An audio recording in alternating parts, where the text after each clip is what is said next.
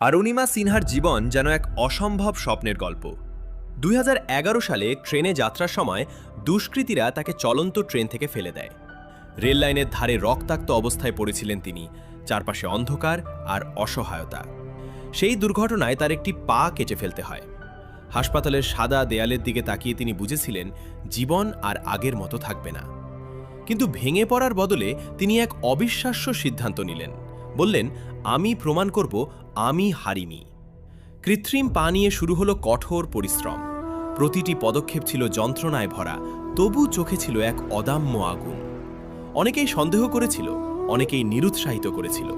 অবশেষে ২০১৩ সালে তিনি দাঁড়ালেন বিশ্বের সর্বোচ্চ শৃঙ্গ মাউন্ট এভারেস্টের চূড়ায়।